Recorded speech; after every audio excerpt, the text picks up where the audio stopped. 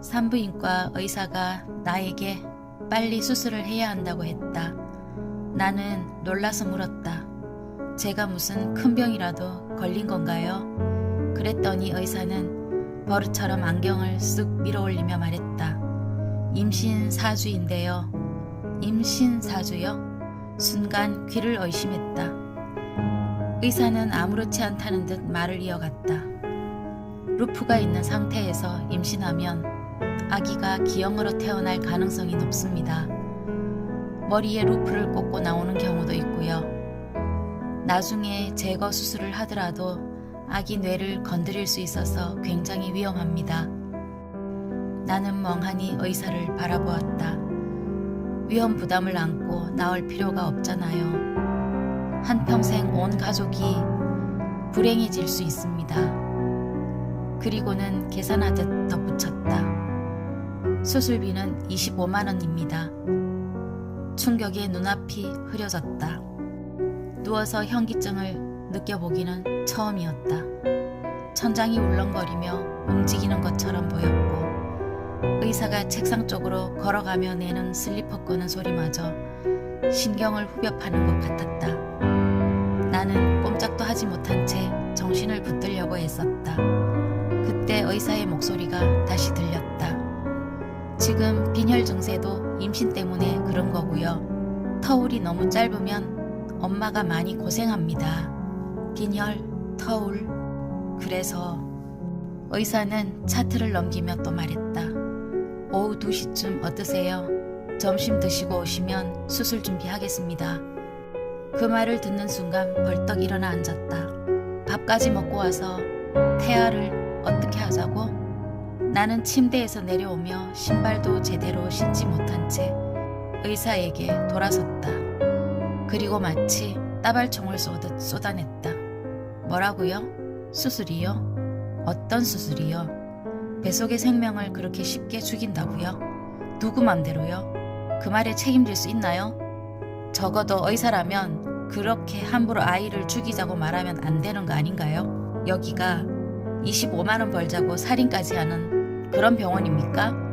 의사도 눈을 치켜뜨며 나를 노려봤다. 하지만 그 순간에 나는 무서울 것이 없었다. 나는 초음파 검사 때문에 흐트러진 옷 매무새를 가다듬을 생각도 못한 채 카운터 쪽으로 비틀거리며 걸어갔다. 그리고 간호사 앞에 10,000원짜리 2장을 던지듯 내려놓았다. 화가 가라앉지 않았다. 나는 의사가 들으라는 듯 목소리를 높였다. 두고 보세요. 내일 내가 이 병원 간판 위에 플랜카드 붙일 겁니다. 25만 원 벌겠다고 낙태를 종용하는 병원이라고 써붙일 겁니다. 병원 문을 나오자마자 다리가 후들거렸다. 계단을 내려가던 나는 결국 중간에 주저앉고 말았다. 심한 현기증 때문이었다. 나는 웅크린 채 아랫배에 손을 올리고 가만가만 토닥였다. 괜찮아. 엄마가 지켜줄게. 눈물이 흘러 시야가 뿌옇게 흐려졌다. 그런데 그 순간 갑자기 쫄면이 먹고 싶었다. 그 상황에 왜 쫄면이 생각날까? 매콤하고 새콤한 쫄면, 그리고 바삭하게 튀겨낸 꿈만두. 쫄면과 꿈만두, 환상의 조합이다. 그런데 참 이상했다.